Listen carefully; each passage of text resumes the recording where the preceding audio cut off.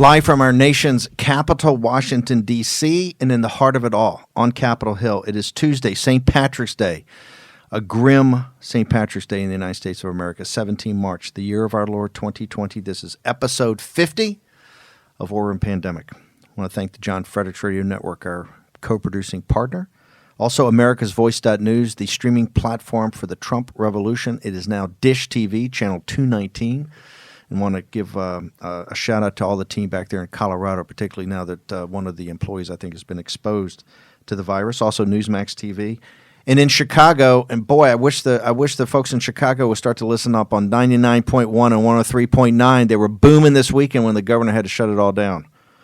Also, throughout the world, nexus.org, IRRS, everywhere. Central America, Latin America, Africa, Asia, the Middle East, Israel, Russia, Germany, all of it. And we're also, later in the day, into mainland China and Hong Kong, subtitled in Mandarin by G News. So it's a global show. It's a global platform. Hashtag War Room Pandemic. We want everybody in, everybody talking, giving comments, etc. I got fact checked in that Mussolini was in the 20s. I'm saying he got a wingman, and that's when it was the depression that gave him some oomph. Okay, but I like that. That's where they're there. And I promise I'm gonna stop cutting folks off. I got a little worked up. Vish made the coffee very, very strong this morning. I got a little jacked up. So no, we've got issues. Look, we go from the sublime to the less sublime. We talk about the geopolitics. We talk about the economics. We talk about the health, and we get down to the nitty gritty. Now we want to bring in the second hour of the show, which now the mainstream media is all over. Once again, catching up with us. They're all over about consumables, and now they're running around about masks, and they're running around about ventilators, and they're running around about generic drugs and API. There was a person that looked into this years ago, and she took years to do the research, and then she wrote a book, and this book is very powerful, but the book didn't really get a lot of exposure because of the pharmaceutical industry, right? The author's name, Rosemary Gibson. The book is called China RX. And it's about the strategic chokehold that China has over us. And this is emblematic. This is about the supply chain for everything we do. Here's the issue. Let's go back to why Mitch McConnell thing is so important about the direct access to help to people, about the little companies. We have shipped our manufacturing to China. We have shipped those high value-added manufacturing jobs to China. What we have today is, by and large, right, a service economy, right? And most of that is what I call the gig economy, or the real service economies come out from that. That is what will be, ladies and gentlemen, in a total free fall unless we take direct action now, right? And I'm a capitalist, but this is an extraordinary event. The reason is that it's a service economy is a simple fact. We don't make anything anymore. And it's because our betters, your betters on Wall Street and corporate America deemed that the China model was the way to go. The China price came at a huge cost. This was done by people that knew the price of everything and the value of nothing. So we sit here today, and now President Trump is engaging as the Chinese Communist Party. This is not about the Chinese people. The Chinese people are one of the most decent, hardworking people on earth. I have enjoyed my many years of dealing with the Chinese people and helping them, assisting them about getting their freedom from this totalitarian dictatorship. But you see the jam we're in. And I want to bring in Rosemary Gibson now to explain the jam we're in. You don't understand the depth of the problem we have, and it can't be solved overnight. It can't be waved over it. The media's now hair's on fire. Where were they over the past years? When Rosemary Gibson's book came out, where was CNN? Where's Morning Joe? Hey, Mika and Morning Joe, how come you didn't have Rosemary Gibson on? You know why? Because it didn't think it was a big deal. That's because you're dumb and you're lazy. Let me repeat this. You're dumb and you're lazy. Okay? Rosemary Gibson. I'm sorry I'm worked up here today, but I'm fired up. Rosemary, thank you very much for coming on the show. Steve, thanks for having me and talking about something that the American people care about. Whatever your politics is, people care about having access to good medicines, and we are dependent on China for thousands and thousands of the ingredients to make them. How did this happen? We've got to get moving. How did this happen? How did we get into this jam? Tell us the problem we've got, how we got here, and then we'll talk about solutions. When we opened up free trade with China in 2000, the U.S.-China Trade Relations Act, and then China joined the WTO the year later. Within a year, and another year or two, that's when we lost our last vitamin C plant, our last penicillin plant. When you say last, our last hold on. aspirin plant. When you say last vitamin C, last penicillin, last aspirin, these are looked at as the most basic building blocks. When you say last, I mean that's kind of like no more. You're saying the last plants. The last one. The last one. Because of China's unfair trade practices. And we document that. This is not just hyperbole. And this was what years did these leave? 2002, I think, was the last aspirin plant. The last vitamin C plant, ascorbic acid, was right around the same time.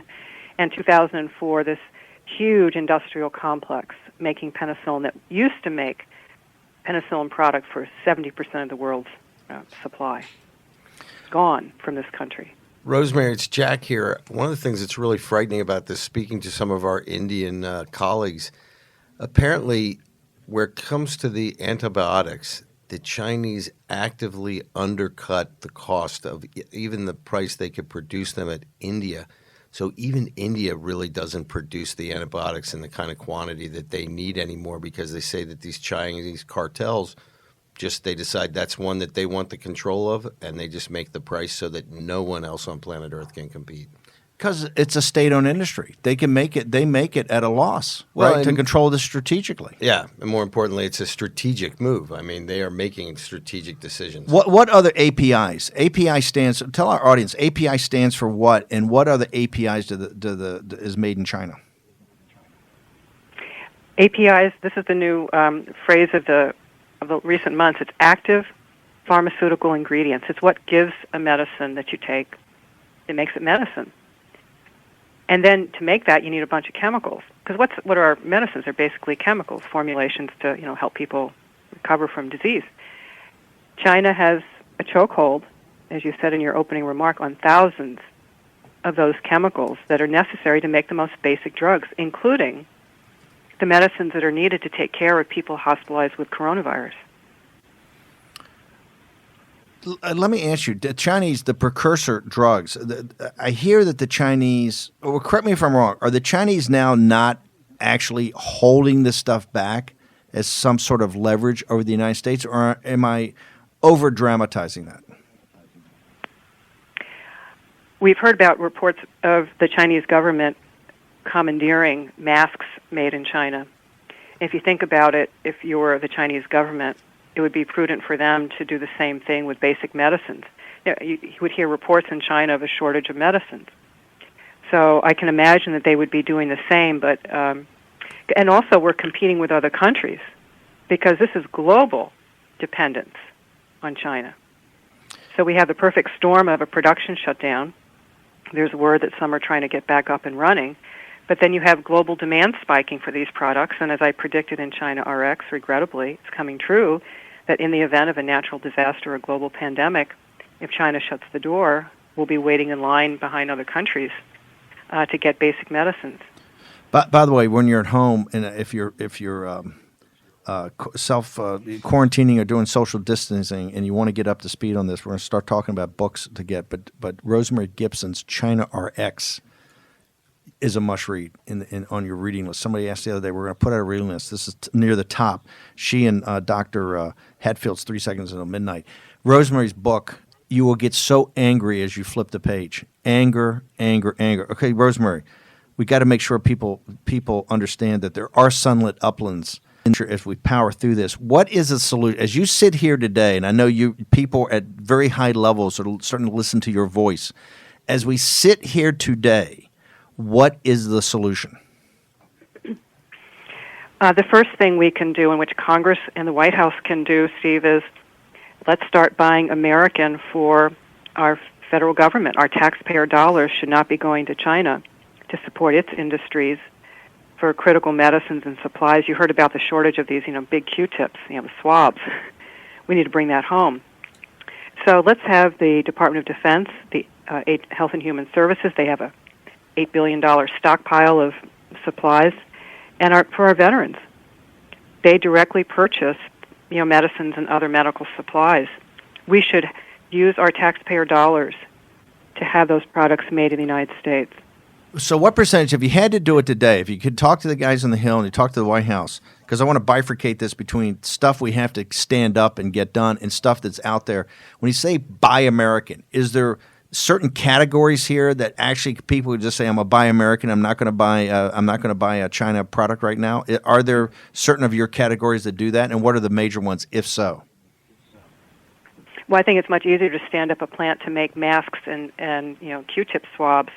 What we need on the manufacturing side is innovation. We are a country of incredible talent and innovators, ingenuity, and we have technology right here in our backyard in the United States to make our generic drugs that are critical and which are in shortage now. They've been in shortage for years, actually. We can make them here, faster, cheaper, less of an environmental footprint. I know you've talked about this, but some upfront investment. If you got that upfront investment today, how quickly could you stand up plants to actually start making these? Using existing capacity within weeks, they could start production. If we wanted to really use our innovation, that will take maybe 9 months to start using innovative technology to make it faster, quicker, cheaper, right here in the United States, fully made in the United States. That's what we need to get to. Hey, Rosemary, it's Jack. I'm wondering, currently, what's the problem with the fact that we have no apparent FDA inspectors in China today? How does that impact their ability as they ramp up to actually send us the medicines that we're going to need in the near term? Well, think about it. Who are the FDA inspectors? They are dedicated federal employees who have a lot of technical knowledge. And what they do is they go into these plants, whether here in the U.S. or in China, and there's standards you have to meet for how you make these products, called good manufacturing practices. Well, now FDA recalled all of its employees from China because they wanted to protect them from coronavirus. The question is, how long is it going to be before FDA inspectors even get back to China? And bear in mind, you have to volunteer for those jobs. The FDA can't say, you, Steve, or you, Jack, you have to go tomorrow to China. It doesn't work that way. But therefore, none of that volunteer to do that. But none of that stuff could be coming over because it doesn't have an FDA inspection. You're saying that there's all types of production lines over there that are actually not making stuff because we don't have the FDA inspectors over there? Well, I think China would still be producing it anyway and say it's inspected by the Chinese FDA. And the question is that standard is certainly not the standard that Americans are used to. So I think we're beginning to see the beginning of the end of the FDA and its effectiveness in China to protect the American public.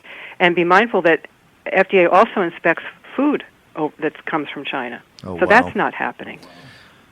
And medical devices, that's not happening. We got to bounce, but tell people, how do people get more access? Do you have a Twitter handle? Is it a web page? I know you can go to Amazon and get the book. Do you have a web page for the book? How do people find out more about you and more about China RX? Steve, it's at Rosemary100 on Twitter. That's the best place to reach me and follow up for latest updates. We have a moment in time now to bring some of this manufacturing back home, increase our health security, national security. China RX is on Amazon, and we donate proceeds to good causes. And I want your listeners to know that I accepted no money from anybody to do this. I did it because I care about our country, and once you see it, it's so compelling. We had to put it out there. So thank you for the platform to spread the word. Rosemary, you're an American patriot and an American hero. We're going to take a short commercial break. That is Rosemary Gibson. We're going to get her everything up on her. We'll be back with War and Pandemic and the team in a moment. War Room Pandemic with Stephen K. Bannon. The epidemic is a demon, and we cannot even hide. War Room Pandemic. Here's your host, Stephen K. Bannon. Live from Capitol Hill. Happy St. Paddy's Day. Jason Miller, who normally does as the wingman of the 2020 show, now that we rolled this all in together, because the politics and all of it are all of a piece. Also, Jack Maxey, who runs the engine room of the War Room. He's a little bit like Pence is to Trump, right? He's gotten so good. That's why I see Trump's Bigfoot and Pence so much. He's just saying. We're going to see at 11:30 if my theory's right. Jack Maxey, we got Greg Mans, the whole team, Fish, Burr, Dan Flitt, the whole team here. Social distancing. There's so much going on. Here's what I want to do. But she's so powerful. By the way, please get the book. Please go to her Twitter feed. She's a true American patriot, very low key, very sincere. And in this process, we've met these people that have been talking about this for years. These are the Peter Navarres, the Rosemary Gibsons, the Mike Bowens down there at Ameritech Prestige of making the mask. These are the little guys. They've been dismissed by the Morning Joe crowd and the David Ignatius and the Richard Haas and all their betters for decades and decades and decades as we got into this jam because of those guys and all the Council on Foreign Relations and all the Wall Street crowd. That's why we're in this jam. That's why this bill, you're going to talk about this bill, the complexity of not just passing it and making sure that we're not, imploding the economy even more, but then the technical aspect of actually how do you infuse the system with cash for the little guy and make sure you don't start having mass layoffs in a gig economy. The key is to keep the guy with the man and woman that's got the cleaning business with 8 employees, right? You got to keep that alive. You don't keep that alive, it's going to get very Hobbesian very quickly. Mr. Jason Miller, you have an update. Yeah, so an update. So we talked about the very first stimulus package was that $8 billion or so in relief that they put out there to help with some of the disaster aid, help with some of the local emergency preparedness, hospitals, things like that. The second one that they just passed the House last night on, they had to pass those technical corrections going over to the Senate.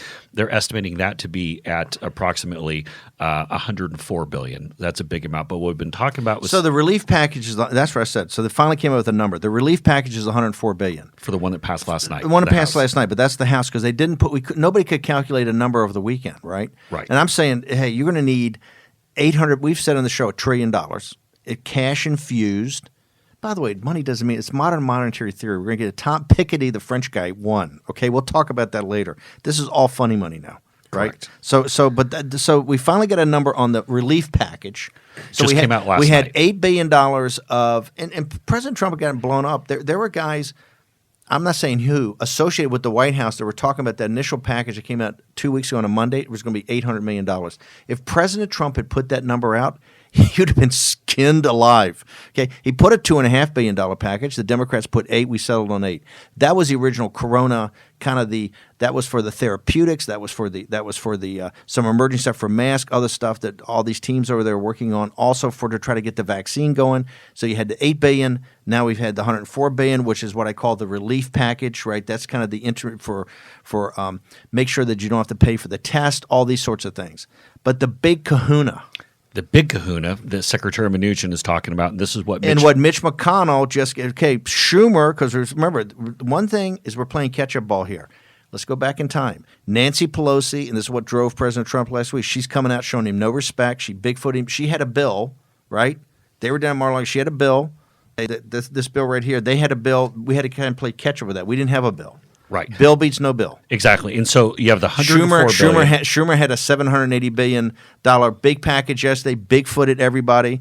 Before Mnuchin, we're playing catch-up here, right? Right. And so by Washington math, you have the $104 billion, plus you have the $850 billion, which means it'll probably end up being like $1.1 trillion, if my numbers add up correctly there, because that's how it always works in Washington. But here's the real reason why this is happening, because you have a number of Republican senators, Tom Cotton, a couple others, who are looking through and say they disagree with certain parts of this. And by the way, it's smart. Yep. There's a lot. We're all going to disagree with a lot of this, right? But they want to make it one tough sandwich to swallow as opposed to multiple bites. The other thing, too, is they want to get this done and have folks get out of here. Because, again, we don't know how long this is going to go on for. We don't polling these 500 members back and forth.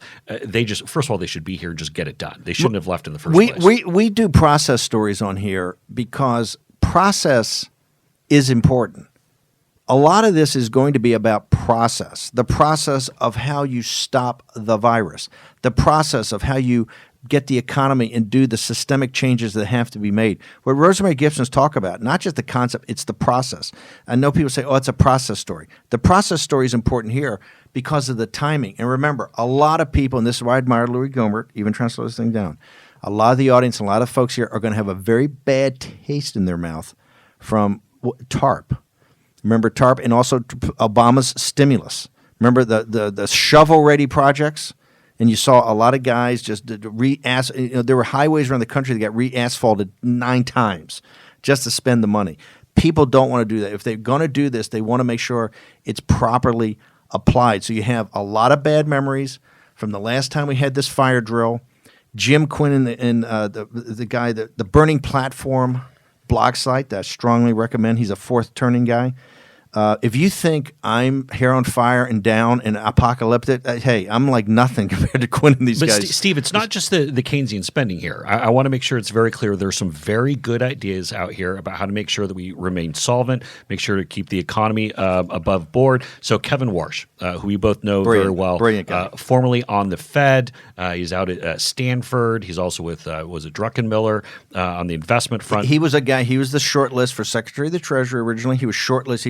He was the cover bid, as we say on Wall Street, on Powell to be the head of the Federal Reserve, right? Didn't get it. And by the way, if he had gotten it, he and Trump would have been in a firefight. He would have never, ever cut rates when the thing was on the way up. It's just not the way he's built. His op-ed in the Wall Street Journal is a playbook. So his op-ed is so good. So he has this idea to basically say that it's kind of the whole point. You can't close down the economy without finding a way to keep businesses and individuals liquid. That's the whole premise of it.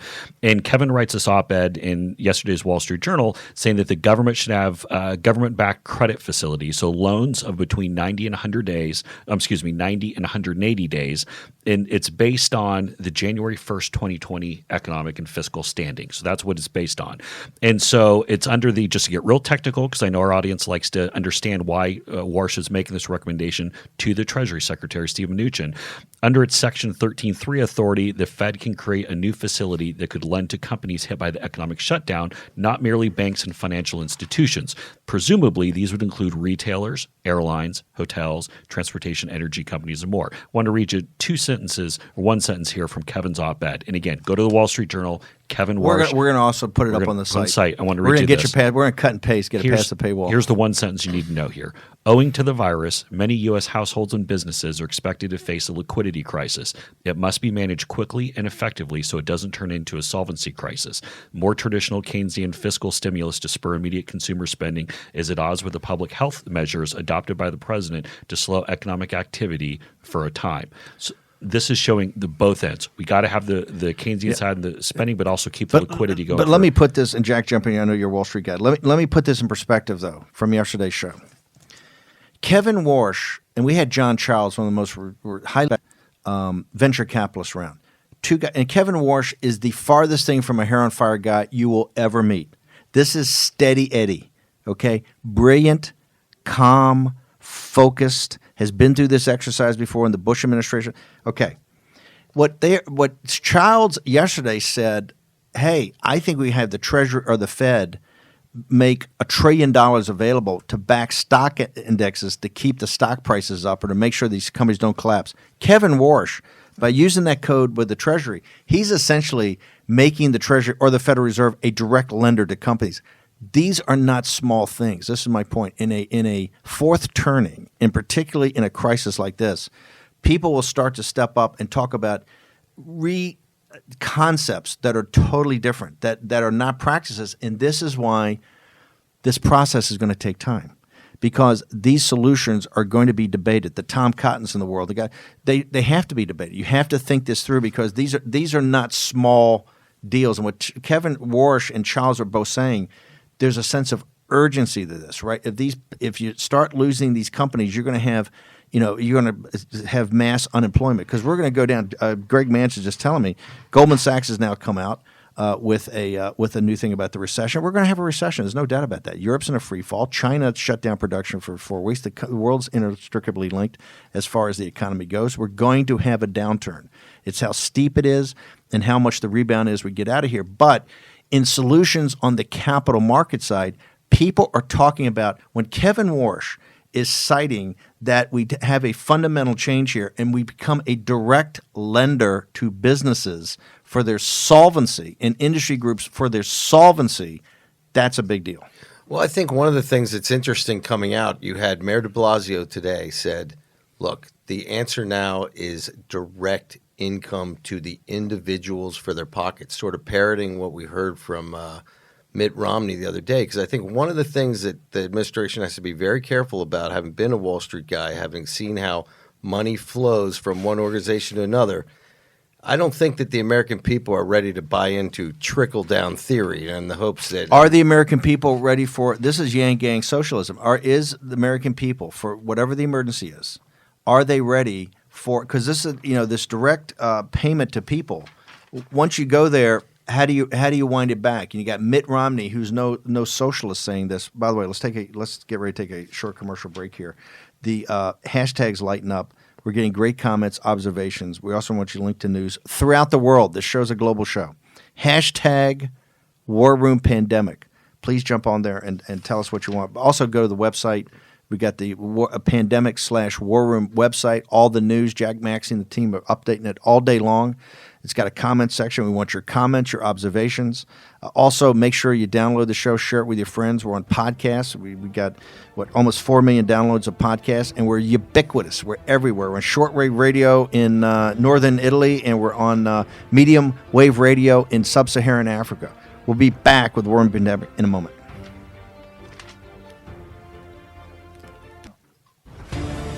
War Room Pandemic with Stephen K. Bannon. The epidemic is a demon, and we cannot let this demon hide. War Room Pandemic. Here's your host, Stephen K. Bannon. 17 March, year of our Lord 2020, episode 50. Episode 50 of War Room Pandemic Live from Capitol Hill. Actually, Governor Cuomo, they're about to start the briefing here. We're going to break in and what's the over and under that the president's up on the podium today? Okay, that's a good question. We won't let you know. I don't want you to make a prediction that goes wrong. Cuomo, though, saying good things about the president, Yeah, right? well, here's New York Governor Andrew Cuomo. President this morning again. He is ready, willing, and able to help. I've been speaking with members of his staff late last night, early this morning. We need their help, especially on the hospital capacity issue. We need FEMA. FEMA has tremendous resources. When I was at HUD, I worked with FEMA. I know what they can do. I know what the Army Corps of Engineers can do. They have a capacity that we simply do not have. I said to the president, who is a New Yorker, who I've known for many, many years, I put my hand out in partnership. I want to work together 100%. I need your help. I want your help. And New Yorkers will do everything they can to be good partners with the federal government. I think the president was 100% sincere in saying that he wanted to work together in a spirit of cooperation. I can tell you the actions he has taken evidence that. Excellent. This is what needs to happen, and Jack, go into this because look, it's the most important city in the world. It's the global capital of the world financial markets, where it's the fuel that makes the system work, and it's got the best and the brightest up there. So New York has got to get through this and got to get it through quickly with as little damage as possible. But there's some startling numbers coming out from the New York authorities, is there not, Mr. Jack Maxey? There's some sobering information coming out of New York. Governor Cuomo earlier today said that he believes that New York may need as many as 110,000 hospital beds, far outstripping what they have today. Mayor de Blasio has jumped forward. They're expanding the number of beds to 8,200. They're doing this by converting ICUs, et cetera. They've also are going to take over an old age home in Brooklyn, I believe, that has not been fully put into function yet. They're going to use that for capacity. This is very, very serious, and everybody is taking it very seriously. I'm glad to see that. But we all need to be prepared for what's coming. What did they say when it was going to peak? Oh, that's right. Also, he says he does not think it's going to peak for another 45 days in New York. So 45 days would make that the end of April, beginning of May? Beginning of May, yes. 45 days would be a significant amount of time for them to go through this, and now that's the peak. It's interesting. That's Dr. Hatfield. Dr. Hatfield, I think, said that on the first or second show. He thought it would be, and Gabriel Lung said this. He thought it'd be in the May timeframe. I think for something that would help a lot of our viewers, we sit here and we talk about each day this, that, the other thing. dust off your math books from high school. This stuff is not that hard to figure out what is going to be happening. I think more than anything, exponential function. people are in denial about the mathematics, and the mathematics are there. So, And by the way, we'll get the curves back up this afternoon on the site. You can see these curves, the way they're heading. I want to go back to the rest of the world, though. It's now we've got, because there's a couple of things that have how do I say this? Made me concerned about, are people giving us accurate counts? You know, I'm a huge Modi fan, but I'm just not buying. Modi's my guy, right? Modi's my guy. He was Trump before Trump. He's the nationalist. He's sorting that country out. He's doing some great things. There's some stuff on the margins that, you know, you got to always question. But this guy's a pure nationalist. I'm just not. We've had Dave Ramaswamy. We had Jay Kansara here. The whole Howdy Modi group. Love those guys. I'm chairman of the Republican Hindu Coalition. I've talked out there many times with Shali Kumar and the team. I'm not buying the number I'm seeing coming out of India. It doesn't feel right. Right? Well, it's either they're not testing or we're just not getting the right number.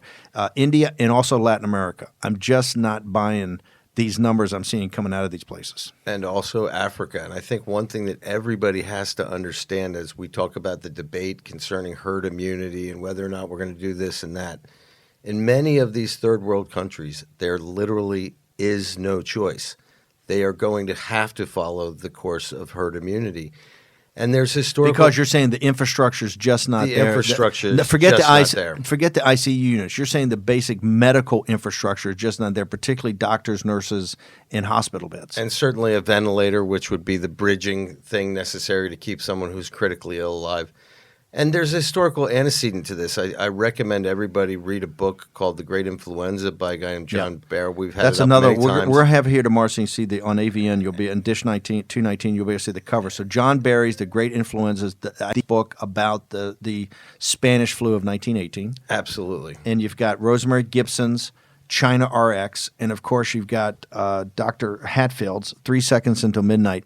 This is the Stephen King, The Stand, without the irrelevant Stephen King novelistic techniques. Actually, there's one thing you can't else. sleep after you read this book. One thing else that we really have to say, that book, 3 Seconds to Midnight, is probably the most magnificent handbook for how counties, states, cities, and the federal government should respond to a pandemic. Yeah, it's telling you what this is about, what's the science in back of it, what's the biology in back of it. And the president's behind the podium. I told you that was going to happen. Come on, Miller, you're so weak. You're so weak. Of course, I knew that. Of course he's going to. Hey, he's a leader, for crying out loud. No, hang on. But he's not press secretary. As long as if it's a string of actions today, if it's just commentary because Morning Joe's saying they like a therapist in chief, I don't agree with that. If he's stepping up there and making the bold actions he did on Friday, then that's going to be powerful. But I don't think I don't. And maybe it's just me. I don't think the president. I've never liked this thing. He's got to be counselor. He's got to be the therapist, right? Obama, and they wanted Bush to do it. Here we're in a jam. You got the converging forces of the pandemic, the economic crisis, the financial crisis, the geopolitics. They're hard decisions. If you stand up there and tell him a hard decision, that's great. Then he should be up there and doing a fantastic job because he's the best communicator we have, but let's communicate action, right? Mitch McConnell so far, and everybody knows I'm not a Mitch McConnell fan, but I've been telling people this for the last couple of weeks. He may be we talk about gating events. You got to look downrange, the critical path of what happens. He could be the key player in this of how you pull it through the Senate. What is most heartening this morning and the best news for markets, I think the best news for people out there, for Democrats, for Bernie bros, for Biden guys, for the little guy that has a dry cleaners with 8 employees in Queens or in Brooklyn. The best news you've heard is Mitch McConnell kind of laid out the construct of what a stimulus relief bill will look like. And Jason said now they've combined both bills. One of the reasons they've combined both bills is a process-oriented thing to get them through, to get them forced through the system so you can actually get the relief out there and to people. And I think that's critically important. Talk about, and you jump in here, Jason, with any kind of breaking news. Yeah, just the president's, again, this is the fifth day in a row that we've seen the president behind the podium. He just said the testing procedures are going well, and he announced a dramatic expansion of our Medicare telehealth services as people are quarantined to their houses, or they're basically being told to stay home, and says this has not been done before either. So this is apparently a very big deal. A lot of folks are talking about this expansion of the telehealth services for Medicare. A lot big of folks, action. A lot of folks on fixed incomes who are relying on this, who don't. And also saves you time and money. You don't have to schlep over to emergency rooms. I mean, de Blasio's blocked off the emergency rooms in New York, I think rightfully so. You got to have a real emergency given this to get in there. So the telehealth is very important, where you now having direct communications. Even he's getting lit up for building the website. Whether it's Google or subsidiary Google, it's directionally the right thing to do, right? Where you're going to have a website that you can kind of go to and get to. I want to go back to, as you're pulling news here, Jason, let's go back to you, Jack, on South America. South America is really going to be... India and South America are ticking time bombs. And if China had this problem like they had it, trust me, they got the problem down there. And Africa as well. For example, today in Venezuela, the president... forgive me, I'm sorry. President of Venezuela, Mr. Maduro, yeah. He said that, look, we either go into quarantine and we lock this down, or we risk losing our entire country to total collapse. And I think that's very fair. What's on collapse anyway? They are struggling with famine down there. They're struggling with lack of supplies. Colombia has completely shut the border to them. And then Costa Rica, even Costa Rica that we think of as this beautiful country, they now have 35 cases. So we do the math. But the ones I'm worried about are look, I love the Bolsonaro guys. I think they're fantastic. I'm a huge supporter. But when they're up here in Miami and they got 4 guys sick, and they're not small guys, you got the ambassador, you've got the press secretary, they're at Mar-a-Lago. You can't have the leaders. It's like in Iran. You can't have the leaders sick and they're not grundoons back in the country. So Brazil and Argentina, to me, are like absolutely. Latin America's got all these great countries, but those two are the ones that drive it, and they're massive. And where do they stand? Argentina, India, okay, Russia. It's kind of the BRICS. We've already had the China. We've already had the C in the BRICS. Brazil, Russia, India. We're not hearing anything out of Russia, virtually. You're not hearing really anything out of India. I think the New York Times lit them up this morning, right? In Brazil and Argentina, not hearing anything out of it. Argentina now has 65 cases. They are actually talking about putting that country into quite a bit of a lockdown. You're watching this thing travel around the world, and it's so clear that it's going to affect everybody, but it's not going to affect every region the same way. Except to West by God, Virginia. So far. And really, you can look at this. It all goes by communication hubs, travel hubs, just like it attacked northern Italy, coming out of Venice up into Milan. This time, that's the same way that it worked 600 years ago. Well, it's going to come out. There are tons of Chinese. The Chinese went in and bought a lot of the manufacturing, particularly around the fashion industry, like in North Carolina and the south side of Virginia. The textile mills went. The furniture business all went to China. Then they bought Smithfield Hams, all the hog businesses there. They went to northern Italy. They either made investments or they bought those companies, and now they got a huge Chinese population up there in northern Italy. It's one of the reasons these things just didn't randomly happen, right? I'm not saying they brought it over there purposely, but you had in Qom, Iran. That's where it's the Oxford Cambridge of the Shia religion as far as high theological studies for that version of Islam. But they've also got the nuclear engineering school there, right? As we've said, hey, China, Persia, Turkey, Eurasian landmass. Persia and China are partners, right? The reason this thing blew up in Iran, there were Chinese there. The reason it blew up in northern Italy was that's where the Chinese made investments and had all these companies, right? And I'm glad you brought this up, because I'm going to give a little bit of joy, perhaps, to some of our long-term listeners. Today, the Chinese Foreign Ministry lashed out at the president for calling it the Chinese virus in a tweet. So if everybody would like to go out there and hashtag Wuhan virus, China virus, we're all good with that. Wuhan CCP. The World Health CCP. The quotation. It's not the Chinese people. It's the CCP. Yeah, communist Chinese pandemic. Hang on, we got to break Real quick. news. So, Yeah. in addition to the expansion on the telehealth front, President Trump is also suspending HIPAA penalties if you're specifically involved with the telehealth. Again, these are the types of things that some traditional president would never do. But these are things Trump's doing. He also just said to our thing we've been saying about wartime president, President Trump, quote, "We have to fight that invisible enemy. I guess it is unknown, but we're getting to know it a lot better." I love that. Fantastic. Okay, hashtag War Room Pandemic. Become part of the show. Want to get all your comments, your observation. Also go to the website, pandemic/War Room. Jack Maxey and the team run it 24/7. Want your comments. Also download us on every platform out there. This show is ubiquitous. You can't complain about not getting access to it. Short commercial break. Be back from Washington, D.C. War Room Pandemic with Stephen K. Bannon. The epidemic is a demon, and we cannot let this demon hide. War Room Pandemic. Here's your host, Stephen K. Bannon. From the John Fredericks Radio Network, America's Voice.News, now Dish Channel 219 coming out of Colorado. Newsmax TV. We got FM 99.1 and FM 103.9 in Chicago. Folks in Chicago, start paying attention to War Room Pandemic. It's episode 50 throughout the world on Nexus.org, IRRS, in G News, everywhere in the known world. Episode 50, War Room Pandemic, live from Capitol Hill on a grim St. Patty's Day. It's going to get grimmer because the World Health Organization, or is the World Health Organization trolling us, Jack? Well, I would say the Chinese Communist Party is trolling us using the World Health Organization, their global apparatus for unhealth care. Whoa. They're up in arms about the fact that the president has called this a Chinese virus, that Mike Pompeo clearly likes to call it the Wuhan virus. We encourage both these terms. And I like Chinese. Wuhan, CCP. Wuhan or CCP. The Chinese people, we love the Chinese people. Let's make that clear. Always, we consider you the first victims. Amen. But the Chinese spokesman, Geng Chang, said the World Health Organization and the international community are clearly opposed to associating the virus with specific countries and regions and against stigmatizing it. We urge the U.S. side to immediately correct its mistakes and immediately stop its unjustified accusations against China. Now, remember, yesterday in Beijing, they arrested and fined a Chinese woman with American residency status who flew back to China and had the virus.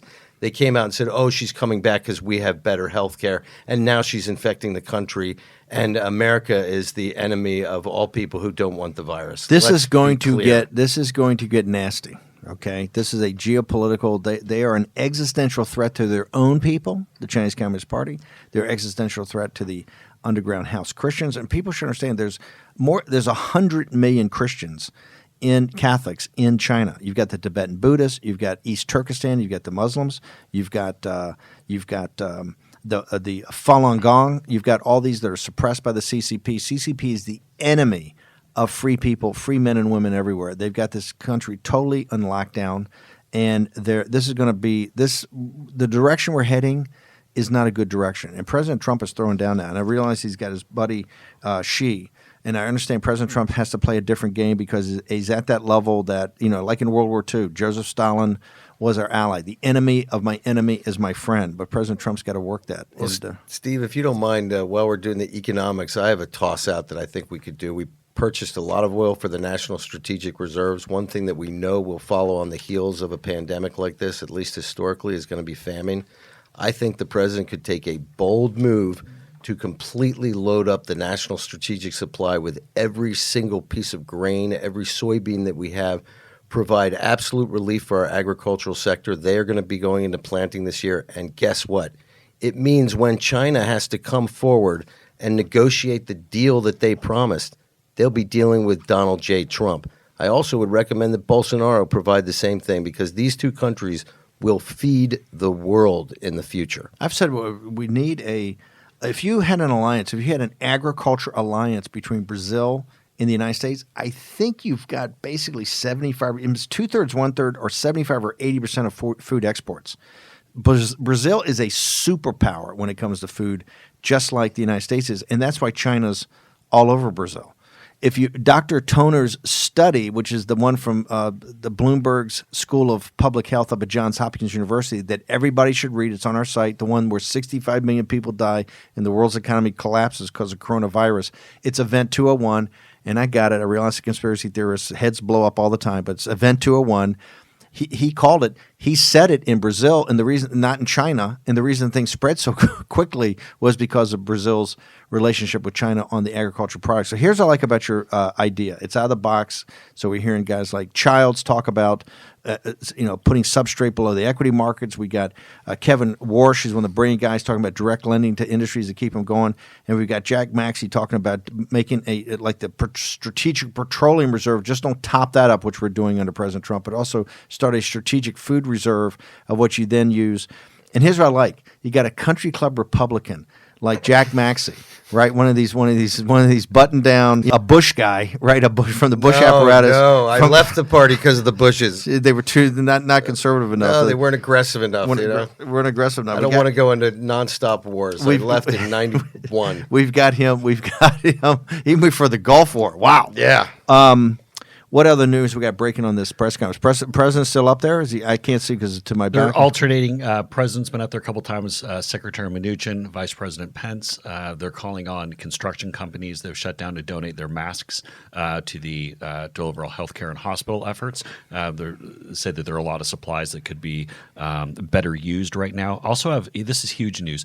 Amazon has suspended the shipments of non-essential products to the warehouses. So these are like obviously they're goofy things like the propeller hats or just things that aren't needed because they need that space for household items, for medical supplies. They're saying that we just need the essential stuff right now. This is why he mentioned yesterday Bezos has been talking to the White House. Remember, They said this is not because of the Jeff Bezos failing Washington Post. They're still haters. Okay, that's still a hate rag on the president. It is because of Amazon. Didn't Amazon announce they're going to hire 100,000 people for the distribution centers? 100,000, yes. This is some big news. So we know Secretary Mnuchin's going right from this press conference up to the Republicans on the Senate to get this done.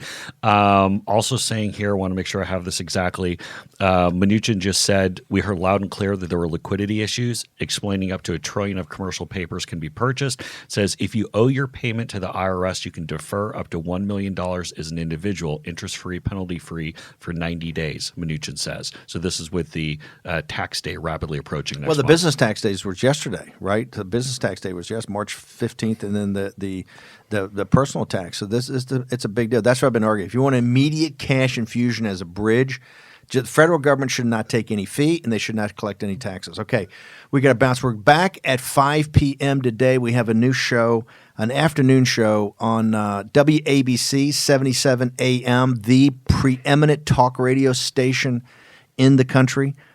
From New York City Live, we do a show, kind of a wrap-up of the day, what's happening, and particularly look at issues related to New York City. They're all global issues. New York, remember, you got to make New York work, or we're going to have a very big problem. Want to have everybody go that's listening to the show, push it out, get your friends to talk about it, get your friends to argue about it.